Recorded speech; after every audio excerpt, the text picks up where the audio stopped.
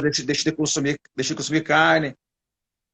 E aí, Olha aí, fera, como é grande que tá? mestre Ogro. Prazer, Jefferson, Ogro. Opa, fala Tranquilo? galera. Eu tava escrevendo aqui quando vocês me botaram dentro da live, eu ia escrever, cara, não me chama pra live não, que eu tô muito pessimista, não quero assustar a galera. Mas o contraponto sempre é bem-vindo, Ogro.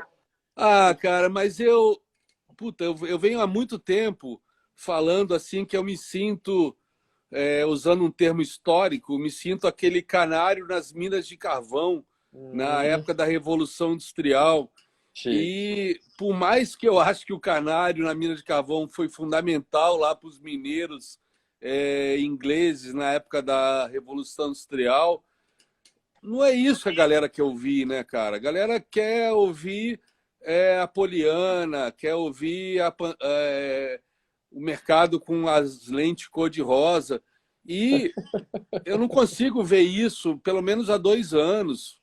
Então, é chato você falar uma coisa que é do fundo do coração, baseado em estudo, em análise, e o pessoal levar para o lado é, ideológico, político, entendeu? Tratar você como uma pessoa enviesada, que é contra o Brasil. E eu falo, né? Cara, eu tenho 3 filhos, como você contra o Brasil? É aqui que eles vivem. Como é que Sim, eu vou torcer contra o Brasil? Mas, lógico, não tem como. mas eu tô vendo, e eu não consigo olhar o Brasil como uma coisa isolada do universo, né? A gente não vive em Marte. Olha quem é que Então, eu botei na área aí, Rodrigo. Olha quem é que tá na área agora. Fala, fala, fera. bro, Fala, beleza? Xará. Deus o livre, olha o que é essa Prazer, André. live, meu santo. Tá aqui saudades desse cara. Eu encontrei ele depois de 4 anos lá, né? Só No meus State ídolos, Fair. cara. Ó. Ô, Muito louco. bom. Fala, Xará, beleza? Tudo bem? Que Tô tranquilo, e espetáculo, André vocês? Moraes, Ogro e Jefferson conversando comigo. Tô feliz da vida neste domingo. Vocês fizeram minha semana, meus amigos. Ô, Cara, louco, que eu isso. tava aqui na rede, olhando aqui, passeando aqui entre YouTube e Instagram, e aí eu vi tua live, entrei, né, para ver o que vocês estavam discutindo, aí dei um alô. Um prazer estar aqui com vocês. Pô, André, a André, mesma olha só, coisa. Eu cara. também tava lá e tô vendo lá, porra, o Stormer, o Hugo. Eu falei, deixa eu dar lá, porque vai sair coisa boa de lá. Não, e Olha hoje, só, hoje eu falei com a minha esposa, para ter uma ideia como é que as coisas mudaram assim na minha cabeça nos últimos meses. Eu estava falando isso hoje à tarde aqui no Broa, né, onde eu tenho casa, que durante muitos anos, a tarde de domingo era uma coisa que me deixava extremamente excitado, feliz, porque eu falei, caraca, daqui a pouco vai abrir o SP500, vai abrir a Ásia, né? Amanhã tem pregão. E de uns meses para cá eu não tenho sentido isso. Eu Sim, tenho sentido uma coisa que eu sentia há muitos anos atrás, antes de ser trader, que era aquela sensação que o pessoal resume como efeito fantástico, né? sim, Tipo, pô, domingo está acabando, a semana vai começar. E sim, aquilo, para muitas pessoas, dava tristeza, mas para nós que somos traders, a gente vê isso, muita gente comentando, que sim, quando é final de semana, feriado, a gente fica triste porque não tem pregão. E sim, durante os últimos, sei lá, 15, 20 anos da minha vida foi assim. Eu sim, adorava o domingo para poder ver como é que o mercado estava abrindo, como é que seria a segunda-feira, já pensando nas estratégias para segunda-feira, mesmo sabendo que na hora que eu fosse dormir, a hora que eu fosse acordar, podia mudar tudo, né?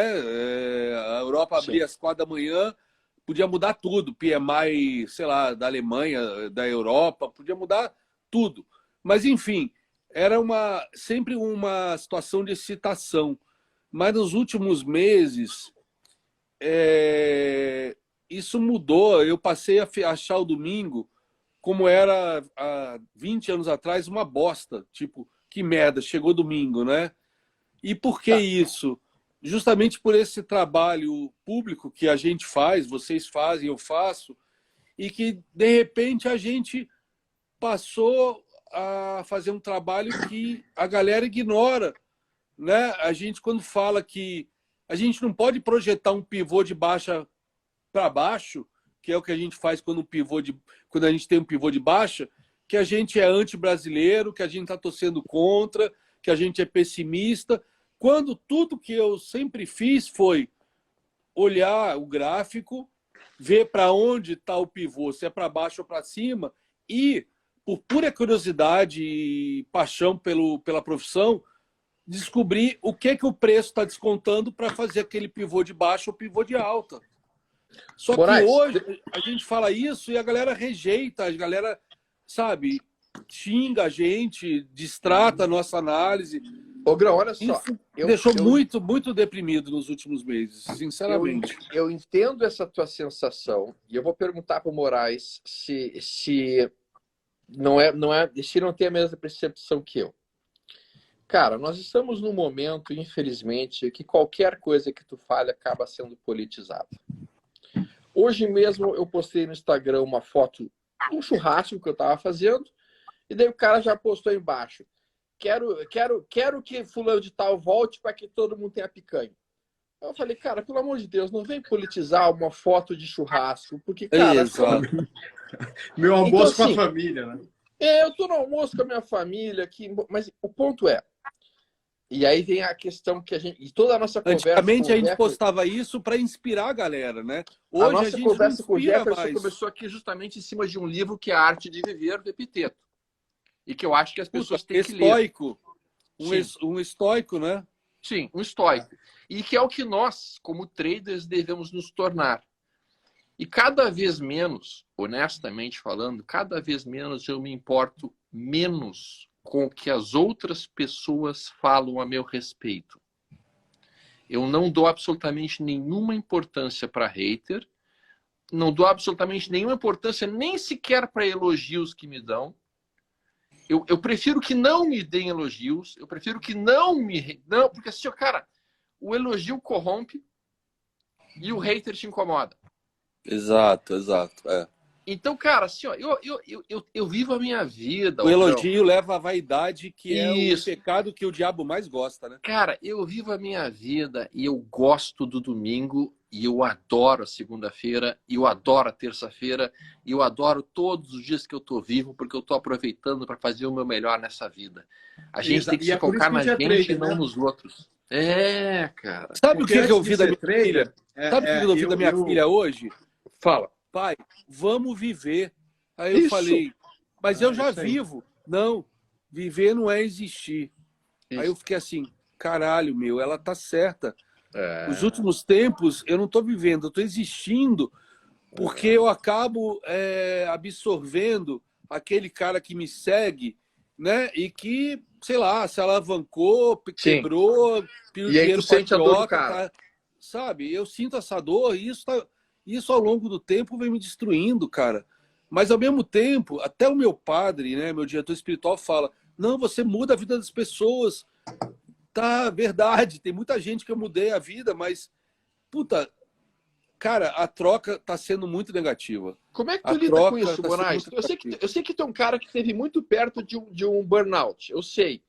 Mas como é que tu lida com isso, Moraes? Porque eu sei que hoje tu lida super bem com isso e tu consegue... Bom, eu estou no burnout, só para Se tem um cara que eu só ouço falar bem, todo mundo que vem me falar bem é de ti, Moraes. Eu nunca vi uma única pessoa falar mal de você. Impressionante isso. Como é que faz isso, Moraes? Não, eu tomo muito, assim, com hater eu não tô nem aí. Assim, quando o cara faz algum tipo de crítica que eu acho que tem algum cabimento e pode me ajudar a melhorar, eu internalizo aquilo e procuro tirar dali a coisa boa e tá tudo bem. Quando eu vejo que não tem jeito, eu simplesmente bloqueio e não tô nem aí. Tomo muito cuidado com os elogios, porque é bom receber elogios, claro, você saber que você faz a vida de alguém diferente é super legal, mas também isso não deixa isso me dominar, senão a gente perde a humildade. E no mercado isso é o pior que pode acontecer, porque aí você acha que você é mais importante que o mercado, você só se ferra. Então não dou muita atenção a isso, mas eu tomo bastante cuidado, né? Então, assim, por exemplo... a gente está há uma semana das eleições e não teve exatamente nada, nem comigo, nem na minha equipe, sobre eleições. Por quê? Porque a gente toma cuidado de, tipo assim, enquanto eu estou online no YouTube falando de gráfico, a gente está ali para ganhar dinheiro. Não tem nada a ver com o candidato A, B ou C. Então eu consigo separar bem essas coisas isso acaba não me atingindo. A minha relação com rede, com as redes sociais, elas estão assim, putz, cara, acho que nunca tiveram tão boas, porque eu realmente não deixo essas coisas me atingir. Bom, enfim, também tem tempo, né? Eu comecei junto com as redes, não tinha nem YouTube quando a gente começou o Stormer, né? Mas será que você também. e Stormer não tem um lado que eu não tenho há muitos anos, que é o fato de você, por exemplo, o meu xará passou, sei lá, não sei, 7, 8 anos numa corporação do Grupo XP. O Stormer montou a LS já, sei lá, uns 10 anos. Até hoje eu lembro daquela capa no Valor Econômico inteiro, quando vocês lançaram o LS Pro. Sim. Eu estou passando, sei lá, 15 anos trancado em casa. E as redes sociais viraram a minha janela para o mundo. E vocês sempre tiveram uma vida real, quando eu sempre vivi uma vida virtual. Sim. Eu não sei se isso fez uma diferença. É uma coisa que eu penso muito. Eu acho e a vontade de sumir é por conta disso, entendeu? Eu acho que isso influencia muito, porque a rede social ela nos dá uma visão muito deturpada do mundo, cara. A rede social ela nos dá uma visão muito, às vezes, muito mais negativa e muito mais, digamos assim, cara, é quase uma esgotolândia, digamos assim, do que a vida real de fato, né? Então, mas depois que eu me mudei de São Paulo para São Carlos, há 4 anos atrás, que aí eu não tinha nenhum amigo aqui, isso se exponencializou muito a enésima potência, porque eu passei a ter meus únicos contatos com o mundo real era através das redes virtuais, das redes sociais. Então, isso é uma coisa que realmente mudou muito a minha maneira de ver o mercado, de ver a minha própria vida, a minha própria profissão. Porque você começa a se sentir responsável pelas pessoas, pelo sucesso, pelo fracasso, você deixa de ter uma vida sua e viver aquela vida, sabe, virtual. Mas é que essa é a dificuldade de nós traders, Ogro. A dificuldade de nós traders é que a gente vive numa atividade muito solitária. E se a gente ficar dentro de uma caverna, digamos assim, nós perdemos o contato com as pessoas de fato. Por exemplo, semana passada eu estive ali no TNTD. Até achei que tu fosse lá. O pessoal teu estava lá, Ogrão. Sim, eu ia. Mas aí eu fui no show do Guns N' Roses em Ribeirão Preto. Eu vou dizer que assim, eu não queria ir no evento. Mas o pessoal me convidou e eu acabei indo. E pena que o André não foi, pena que tu não foste lá. Porque lá, cara, tu entra em contato com as pessoas, tu conversa com as pessoas. Foram momentos maravilhosos de olhar as pessoas olho no olho, sabe? Aquela situação que, por causa da pandemia, a gente perdeu muito também, que é poder ter um contato com as pessoas, ouvir as dificuldades dos caras, ver o que a gente está ajudando, ver como é que a gente pode ajudar mais. Eu voltei de lá, cara, me sentindo muito melhor, sabe? Eu também tava meio nessa vibe, assim, de, cara, vou fechar tudo, vou embora, parar com essa porcaria, porque não tô ajudando. Mas quando tu vai pra vida real e tu vê com as pessoas, tu conversa com elas, isso te dá um ânimo muito bom. Tu não tem essa sensação, Moraes?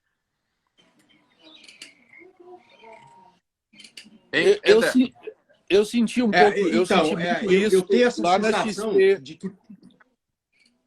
Eu senti um pouco isso na XP Expert. Mas quer ver uma coisa irônica? Durante a pandemia, sempre que eu encontrava alguém assim, o pessoal falava, você está acostumado, você trabalha em casa há 10 anos, 15 anos. E aí eu falava, gente, pelo contrário, durante a pandemia, antes da pandemia, eu ficava em casa trabalhando, mas depois eu ia buscar meus filhos na escola, ia no McDonald's, ia tomar um sorvete, eu acompanhava eles, o meu filho caçula, no futebol de salão, eu levava minha filha na ginástica olímpica, eu levava meu filho mais velho para o tênis. Aí veio a pandemia, a válvula de escape que eu tinha, que era sair de casa depois do pregão, acabou. Eu passei a ficar em casa. Então, é engraçado como as pessoas veem nós, traders, que trabalhamos em casa, tipo assim, é do caralho trabalhar em casa. A pandemia para você foi mole, porque você já está acostumado a ficar em casa.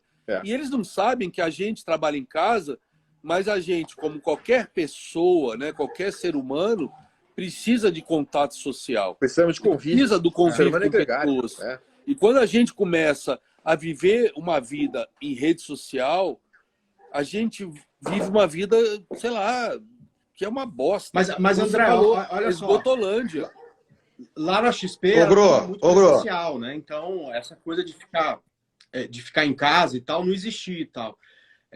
Eu fui um dos primeiros que falei, pô, eu quero vir 3 dias, eu quero ficar 2 dias em casa, porque eu sempre gostei, sempre tive estúdio em casa e tal.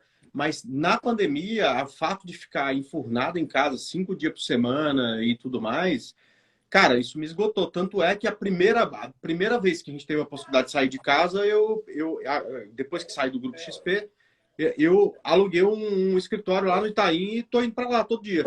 Todo dia não. Você lembra quando eu quero. entrei Eu quero ficar em no casa. Trade ao Vivo em 2007, que eu falei, olha, eu dou aula de análise técnica na CMA, eu não quero entrar para ter aula, eu quero só ter companhia. Você faz um preço especial para mim, né, um contrato anual, Sim. só para eu entrar todo dia para bater papo? Porque era eu extremamente solitário, né? Não tinha nada, não tinha nem Não, YouTube era nessa horrível. época. Era Ô, legal Xará, levar as crianças para a escola, buscar na Jefferson. escola, curtir o dia a dia delas, era. Mas, porra, precisava de ter gente para conversar, né? Falar do meu trabalho, né? Trocar ideia. Deixa eu só falar uma coisa para vocês. Vocês sabem que eu gosto de causar. Você sabe que eu gosto de causar cisânia, né? Eu gosto de causar fuzuê, né? O Jefferson estava conversando aqui e a gente estava com um viés bastante otimista para a Bolsa Brasil. Estávamos com um viés um tanto quanto neutro para dólar, com viés negativo para ouro, porque a gente está vendo que o ouro não está funcionando como lastro. Se fosse para ter uma crise mundial, era para todo mundo estar correndo para o ouro e o ouro está só afundando, está crescendo que em rabo de cavalo. É por causa do dólar, baixo, né? O dólar forte pra caramba, o custo de carrego do ouro está muito, muito alto, tá? Então ficar posicionado em ouro está muito caro, né? Nesse momento, e por isso que o ouro está sendo desovado violentamente. Aí entra o ogro dizendo assim, que ele está pessimista pra caramba, que ele acha que as coisas estão horríveis, que o cenário vai ser um desastre mundial. Eu até entendo Cara, que a Europa é desastre mesmo. Eu tenho quase certeza absoluta disso. Eu acho que vai ter desastre mundial, só que eu acho que o Brasil vai descolar. Eu acho que o Brasil vai descolar. Então, e o assim, Brasil nunca descolou em décadas. O Brasil em passou séculos. vários e vários meses descolado já dos Estados Unidos. Na verdade, o Brasil passou 6 anos descolados dos Estados Unidos. Enquanto os Estados Unidos estavam subindo de 2010 até 2016, nós estávamos caindo de 2010 até 2016. Foram 6 anos descolados deles. E a gente passou a subir junto com eles em 2016. Sim, e agora que eles estão com um presidente tão... E por que a gente ficou descolado deles? Porque estavam com a Dilma fazendo um monte de bobagem. E agora eles estão com a Dilma deles, fazendo um monte de bobagem lá. E nós estamos com um governo ajeitando as coisas aqui. Então, eu não duvido que nós tenhamos 6 anos de alta forte. De pela 2002, minha ótica... 2022 até 2028. Eu queria ver o Fernando Moraes agora. Moraes. Então, eu vou te falar, durante a consolidação, eu não sou nem otimista nem pessimista, eu sou meio pé no chão, mas é claro que não dá para esperar romper para você se posicionar, porque senão é uma merda, você já compra tudo esticado.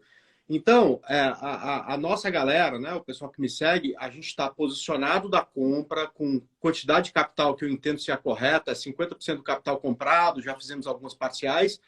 E eu preciso sair porque eu vou fazer meu estudo de domingo, mas eu só queria mostrar aqui para vocês. Esse é o gráfico de 60 minutos do Ibov, certo? Então, toda vez que ele vem aqui perto, a gente tenta comprar alguma coisa para ir se posicionando. Cara, se isso aqui romper para cima, eu acho que a gente tem um chão para andar. E aí vai ser bom para cacete, porque a gente já se posicionou. Mas eu estou muito preocupado com esse 108 mil pontos. Só que a gente não vai romper para cima, a gente vai romper para baixo. Eu não sei. Se romper para baixo... Cara, olha o IFR, assim... você vê uma puta divergência.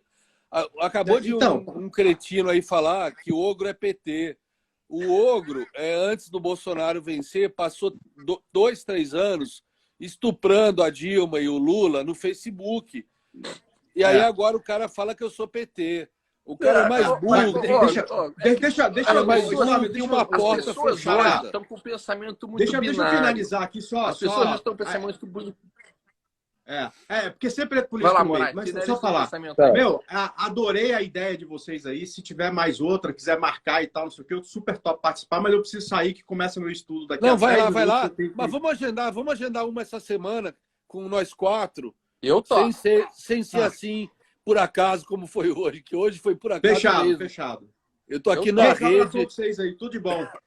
Bom programa, André, irmão. Fica com Deus. André, eu deixei um comentário no teu post do gráfico só da BRML, acho que era que tu Não botou. gostou?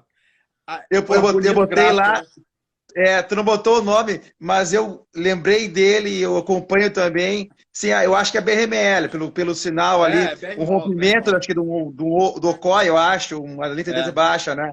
Bacana, muito cara. bonito. Abraço. Admiro muito Moraes, o grande trabalho teu, abraço, tá? nós falamos, tá, cara? Tudo de bom. Falou. Baba, vamos Abração. combinar esse próximo Mas direito. eu acho- Até mais. Vamos, eu vou Valeu, marcar, Xará, ajeitar bom isso aí programa. direitinho. Não vai ser que nem essa. Isso aqui pareceu conversa de bar. Cada um foi chegando. Achando que entra aí. Não, agora eu vou fazer um Vem negócio. tomar uma cerveja aqui, vem chegando aqui tomar Vocês cerveja. me pegaram na Beleza. rede, meu. Tchau, gente. Até mais. Tchau, Gro. Tchau, André. Abração. Olha só, eu acho que o que o Gro falou é um fato, tá? As pessoas estão com o pensamento muito binário. Ou é isso ou é aquilo. Não é assim que funciona a vida, pessoal, tá? De uma maneira alguma. Uma pessoa mais sensata olha o lado bom e olha o lado ruim das coisas e tenta escolher aquilo que é ou menos pior ou mais adequado para o que a gente está vivenciando. Então, assim, e quando a gente olha o gráfico, aquele gráfico que o André mostrou, eu acho que é um gráfico importante para nós, porque realmente é uma consolidação que está acontecendo, já tem umas quase 4 semanas, 5 semanas nisso, para o lado que rompeu o mercado deve ir. Mas é uma distribuição, é só olhar o IFR que você vê vários advanced breakdown, você vê divergência de baixa.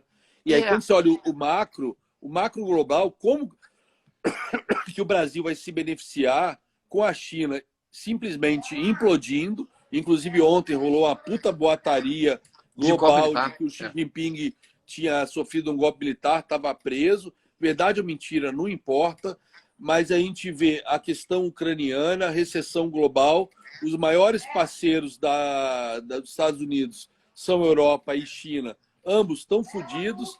Aí o Brasil, como sozinho, vai conseguir, né? A própria Vale, em tendência de baixa há meses, por conta do minério de ferro, porque nenhum estímulo chinês consegue recuperar os 30% de impacto no PIB, que é o mercado imobiliário, né? Fora todas as dívidas que a China tomou, que a China concedeu, né?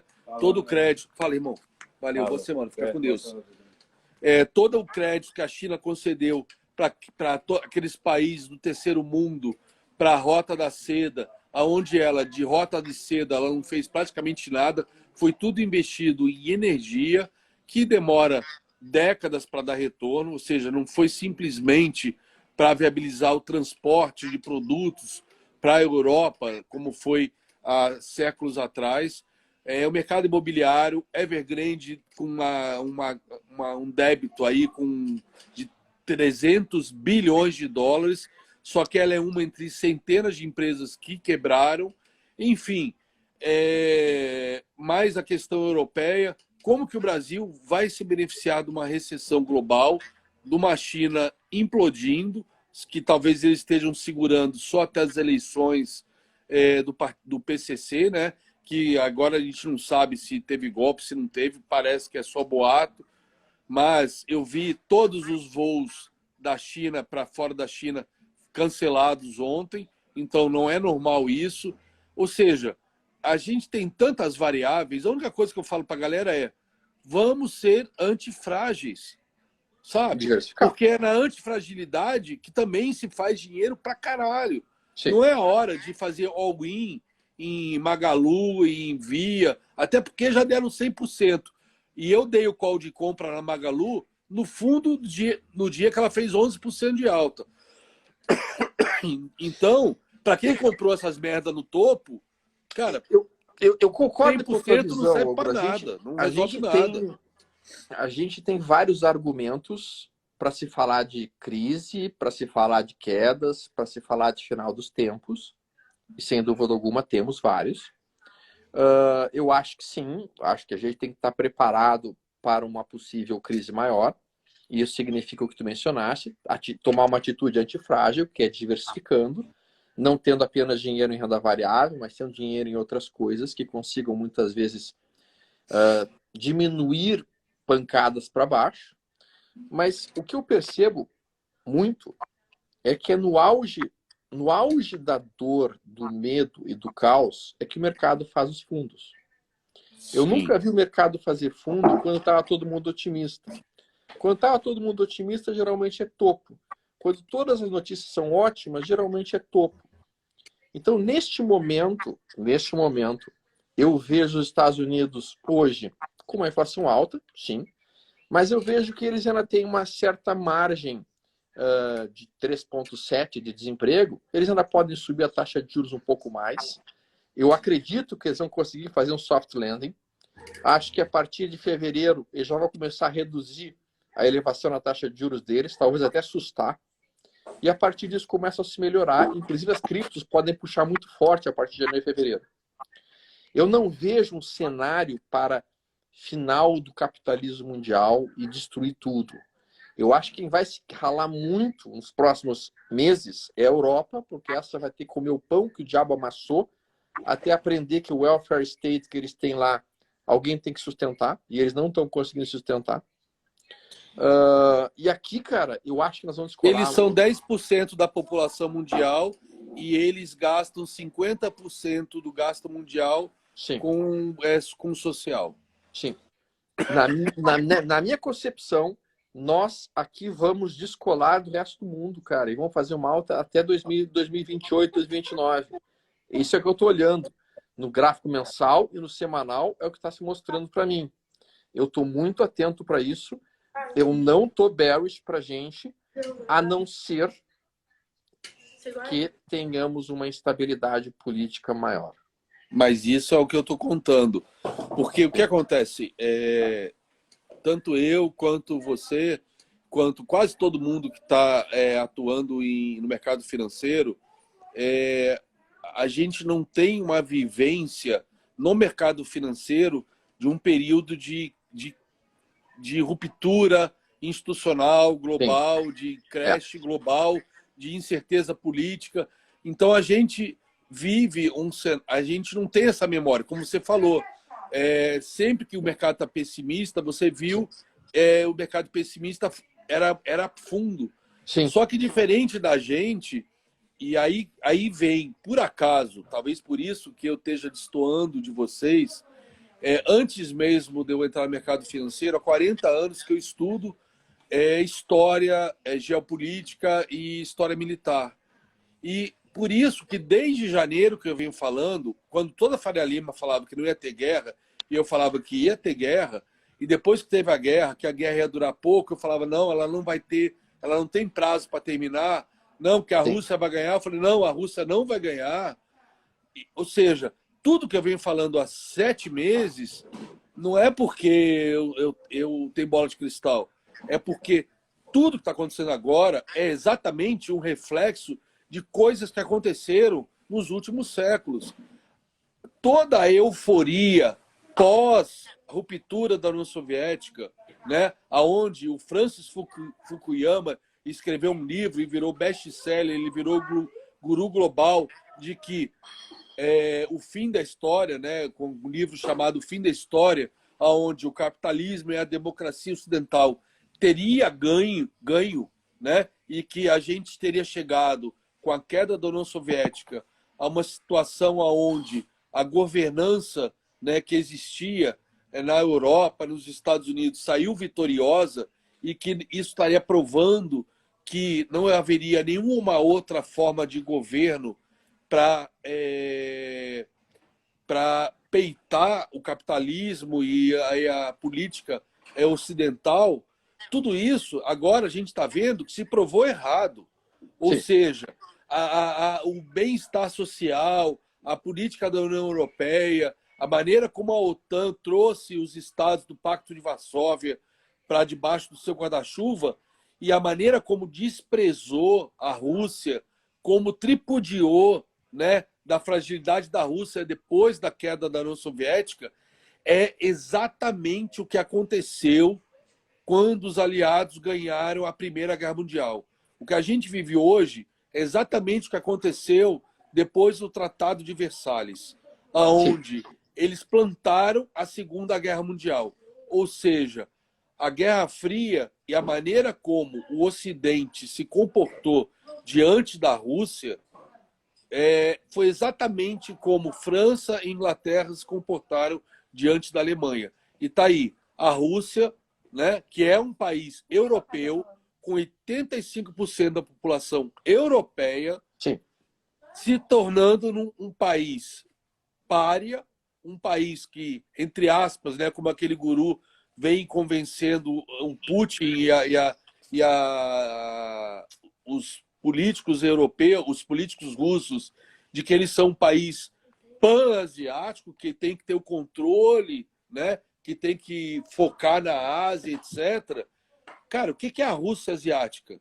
Sibéria, Vladivostok, desertos, gelo, tundra. Cara, a Rússia é europeia desde o século XVIII, desde Pedro o Grande, quando a Rússia era uma potência europeia no século XIX, era uma potência na Primeira Guerra Mundial. Só que tinha uma diferença. Na Primeira Guerra Mundial, a Revolução Industrial ela começou na Inglaterra e foi vindo, varrendo a Europa durante o século XIX. Foi chegar na Alemanha tardiamente, porque a Alemanha, durante 1000 anos, era parte do Império, do Sacro Império Romano Germânico, então não tinha uma identidade nacional como França, Inglaterra, Espanha, Portugal, e que justamente depois que colapsou, depois de Napoleão, que colapsou o Sacro Império Romano Germânico, que veio a Confederação da Renânia, a Confederação Germânica, né, que Napoleão criou e que depois Bismarck criou, conseguiu fazer a consolidação e a unificação alemã, que começou a Revolução Industrial na Alemanha e que logo superou a Inglaterra e peitou a Inglaterra na corrida armamentista, etc. E aí veio a Primeira Guerra Mundial. Cara, para mim é tão claro, tão óbvio, é tão evidente que a gente está repetindo passo a passo o que a gente fez no passado. Por isso que eu vejo o que está acontecendo com a Rússia, né? Antes mesmo da invasão da Ucrânia, eu falo, puta que pariu, ninguém aprendeu com nada do que aconteceu. E o mercado financeiro, né, que fica olhando só para os últimos anos, caiu, comprou, onde ninguém viveu uma época de alta inflação, uma época onde a geopolítica, e eu falei isso muitas vezes nos últimos meses, que se foda a inflação, que se foda a creche dos mercados financeiros, que se foda o inverno, pessoas morrendo de frio, nada disso é mais importante do que geopolítica, porque geopolítica a gente está tratando de sobrevivência de nações, de povos, e é isso que está em jogo agora.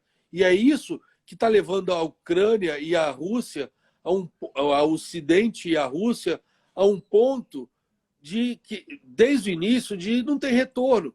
Por isso que eu venho falando há meses, só tem duas saídas.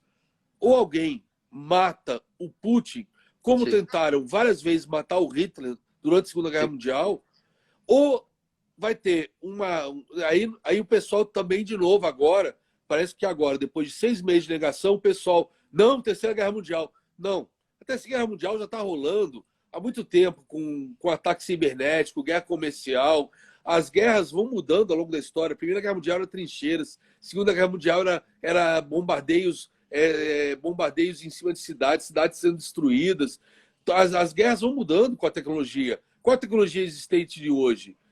Desde Bretton Woods, os Estados Unidos, é o dólar, é o petrodólar, é o SWIFT, é o Banco Mundial, é o FMI, é tudo isso, é internet. Então, a guerra comercial, a Terceira Mundial já começou e foi antes da Ucrânia. Né? Mas, hein, Ogro, é o seguinte, assim, ó, eu acho que nós temos a gente entende isso, acho que realmente nós estamos vivendo uma tensão mundial complicada, com vários pós-pandemia, guerra, uma Europa falida, num momento difícil, né? Estados Unidos, uma forte tendência talvez uma injeção tão grande de dólar que nunca se visto antes na pandemia, né? Isso inflacionou. Mas assim, ó, 40%, né? eu Foi acho que nós, agora, né? eu acho que nós estamos aqui assim, ó, vendo o gráfico, né? Por enquanto, para nós, o Ibov mostra um forte suporte dos 108 mil pontos, né? O semanal do Ibov está com as médias segurando, forte, várias médias para forte, né? E eu vejo já o ISP 500 chegando no suporte do pré-Covid, que Então, eu acho que está eu amo tentando os buscar ali. gráficos, eu amo os gráficos, só que, felizmente ou infelizmente, para mim, o gráfico, 99% é o princípio, o primeiro princípio da teoria de Dow. O preço desconta tudo. E os últimos 20 anos, eu venho estudando o que é isso que o preço está descontando. Eu não me satisfaço em operar o gráfico, e o preço desconta tudo. Eu tento me antecipar ao que o preço ainda vai descontar. Então, quando eu olho geopolítica, quando eu olho macro, cara, eu não tenho 1% de motivo para ficar otimista. Zero. Eu Zero. entendo as preocupações do Ogro, e sim, a gente tem que considerar que a matéria-prima que a Rússia tem, várias matérias-primas que ela tem, elas são indispensáveis para a economia mundial hoje. O mundo não consegue prescindir das matérias-primas que a Rússia entrega. E o fato dela estar como pária nesse momento, por causa da guerra, em princípio, não deveria se prolongar por muito tempo, senão o mundo começa a ter sérias dificuldades.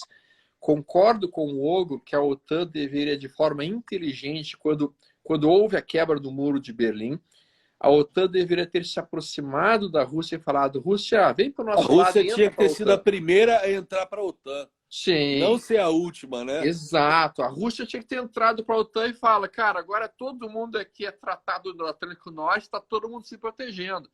Contra a China, né? Contra a China. Não foi o que eles fizeram, infelizmente. E a gente escanteou a Rússia e colocou ela aliada com a China.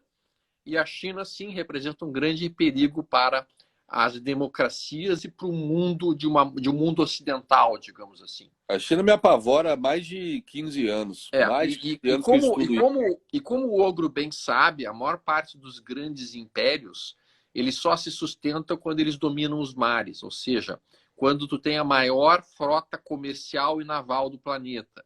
A China terá a maior frota comercial e naval militar do planeta a partir de 2025. Hoje eles conseguem fazer um porta-aviões 2 vezes o tamanho do maior porta-aviões americano em 3 meses e meio. Ou seja... Eles já estão produzindo navios de guerra 5 vezes mais rápidos que os americanos. Sim.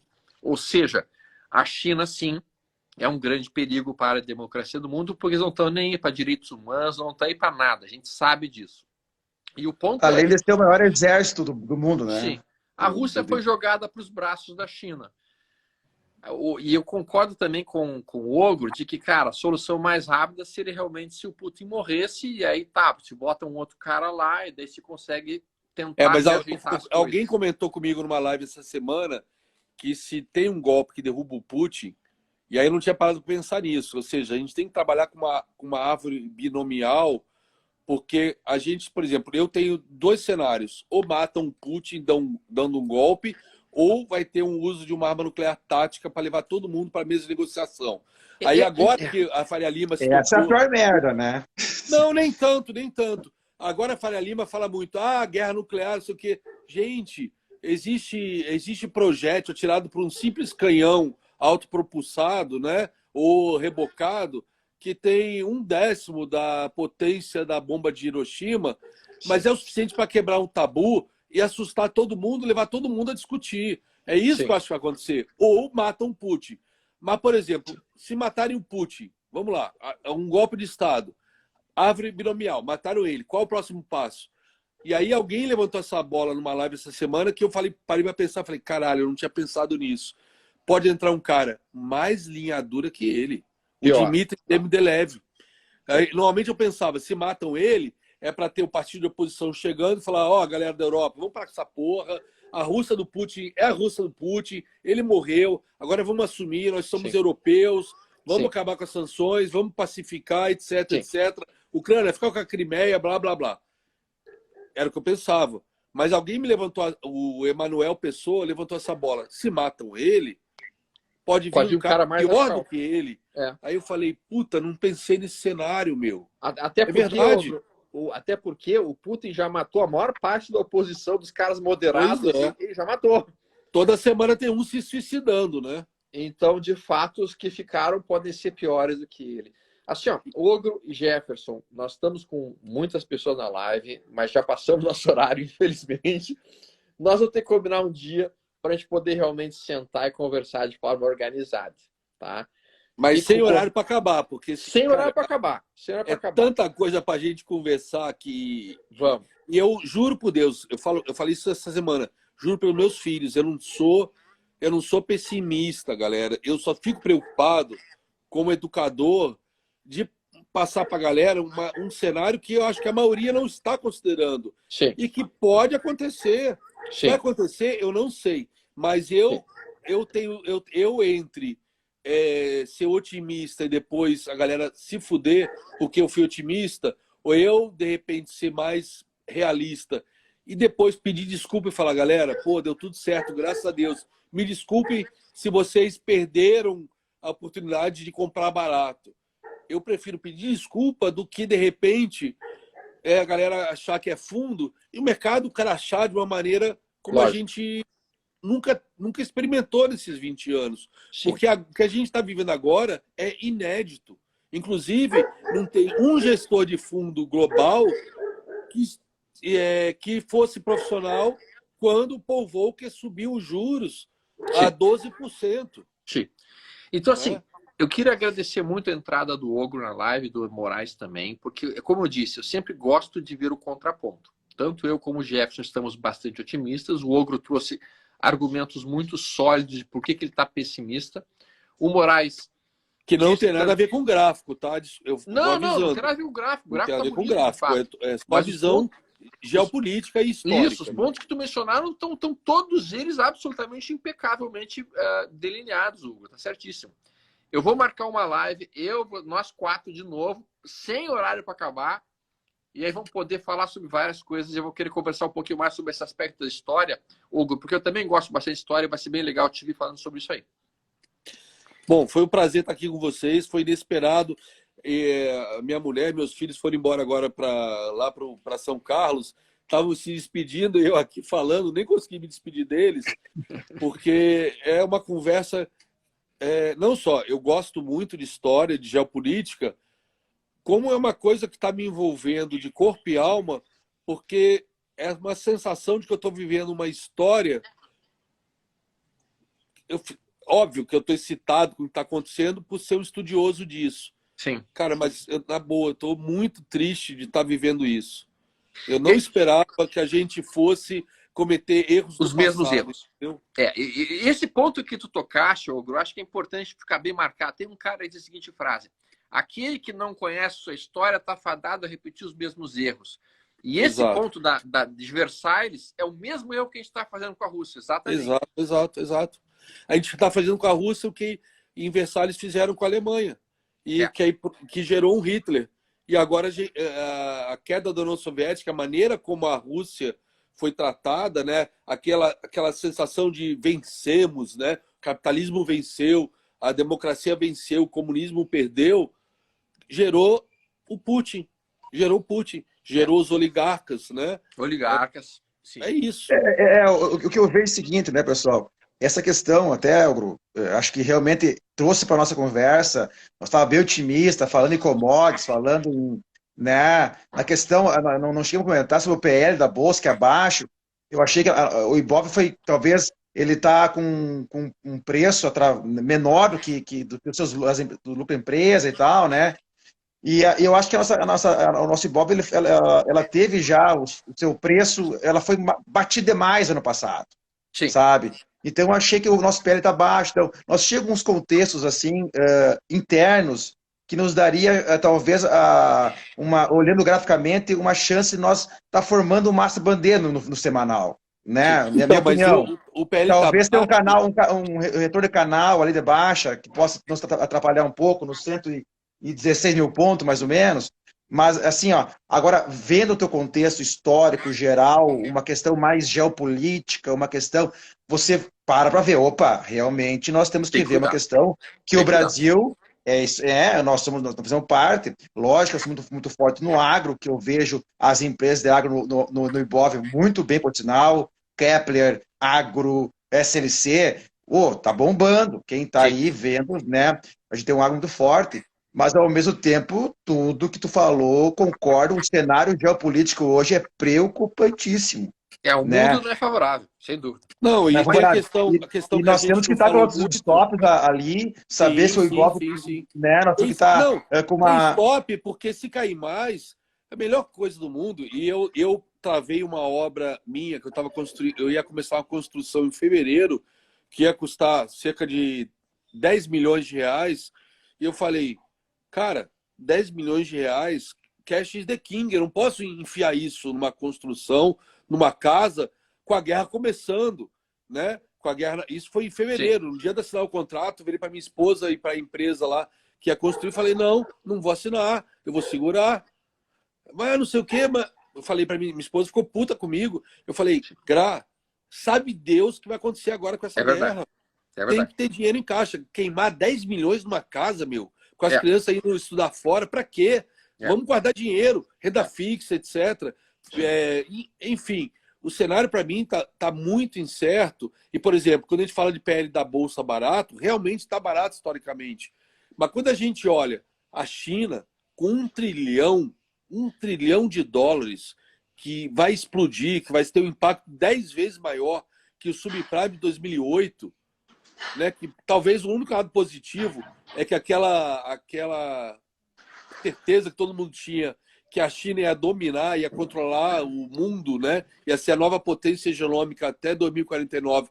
Talvez não aconteça, porque a classe média chinesa que a China está construindo, né? Comprou 90% dos chineses que compraram, 90% dos imóveis comprados na China foram imóveis comprados na planta, onde foi pago 100% do valor antecipado, sendo 70% através de hipoteca, 30% em economias dos chineses. E aí essas empresas pegavam essa grana, compravam terrenos para construir mais. Ou seja, a China fez o esquema Ponzi, o maior esquema Ponzi da história da humanidade. Sim. Que o Xi Jinping está tentando esconder, ou tentando conseguir controlar. Quando o mundo inteiro aumenta juros, a China toda semana está baixando algum tipo de juros, seja do compulsório, seja de crédito imobiliário, seja de juros, os juros que tem o Copom, o FONC, enfim. A China está indo na contramão da história por quê? Porque estourou uma bolha de mais de $1 trilhão. A própria Rota da Seda, que começou em 2013, que era, né, para a China estender o seu domínio ali na África e no Índico, ela focou em energia, não focou em transportes, não focou em estradas, né, para levar transportes, levar produtos manufaturados para o resto do mundo. Ou seja, a China, de antemão, ela está querendo ter controle sobre energia. Vídeo que aconteceu agora na Europa com a Rússia e a Alemanha e os outros países. Então a China é uma caixa preta, né? É uma bomba relógio que eu acho que o Xi Jinping está segurando para depois das eleições, que pode gerar um revertério a nível global, porque imagina, a Europa em puta recessão, a China na sequência implodindo, os Estados Unidos depende basicamente, são os dois maiores parceiros, Europa e China, e o Brasil também, né? A China e Estados Unidos, todo mundo indo para o buraco. Eu não consigo imaginar a gente sozinho sendo uma ilha, sabe, de bonança, como todo mundo está desenhando. E o próprio gráfico, olhando o gráfico hoje, também eu vejo divergências de baixa, eu vejo um padrão de distribuição igualzinho o que o Bov fez em junho e julho, quando armou um pivô de alta no SP500 e a gente continuou caindo. Mas era uma deriva com divergência de alta. Tanto é que ela atingiu os alvos para cima que eu tinha projetado. Agora, a gente está numa divergência de baixa com Advanced Breakdown, e aí o SP500, puta pivô de baixa já ativado, né? Já foram 2 pivôs de baixa ativados. E aí junta gráfico, junta fundamentos. Quando a gente olha a PL da Bolsa, o PL do Ibov, 25% a 30% é Petrobras e Vale. Vale tendência de baixa. Petrobras estava em divergência de baixa e pivotou para baixo, atingiu o primeiro alvo na sexta-feira e está perdendo o primeiro alvo. Ou seja, e a gente sabe que a Petrobras antecipou dividendos, né, para salvar o fiscal agora nesse final de ano, final de governo. Putz, eu começo a juntar as coisas e eu falo, meu, o que o pessoal daqui a pouco vai chamar de cisne negro, não é cisne negro, é um rinoceronte já cinza. está projetado. É um rinoceronte cinza correndo, que todo mundo sabe que o rinoceronte é vesgo e míope e, sabe, não foge dele. Mas quando vê, ele está em cima com chifre para dar uma estocada. Aí fala, é cisne negro. Não, não é cisne negro. Tudo que acontecer de pior, espero que não aconteça, mas se acontecer, não vai ser um cisne negro. Está tudo muito bem desenhado. Como a gente viu, pessoal, temos excelentes argumentos de um lado e temos excelentes argumentos do outro lado. Acho que a gente vai precisar de muito mais tempo para a gente conversar sobre isso. Já vou deixar o convite para a nossa live número 2. Vou marcar uma data para a gente marcar isso daí. Eu aviso o Jefferson, aviso o Ogro, aviso o Moraes, a gente marca isso aí. Provavelmente vai ser no YouTube para a gente ter mais tempo, porque aqui no Instagram, no máximo 1 hora e meia, você não pode nem deixar gravado. E daí eu aviso todo mundo por aqui. Ogro, muito obrigado. Jefferson, obrigado. Uma boa noite a todos e um bom abraço para vocês. Boa noite, obrigado. Boa semana vocês, galera. E, ó, boa galera, semana. Usem stop, que aí não tem como dar errado. Aconteça o que acontecer. Diversificação, não esqueçam. Exato. Um abração, pessoal. Tchau, tchau. Abração. Valeu, amigos. Um abraço. Fiquem com Deus. Boa semana a vocês.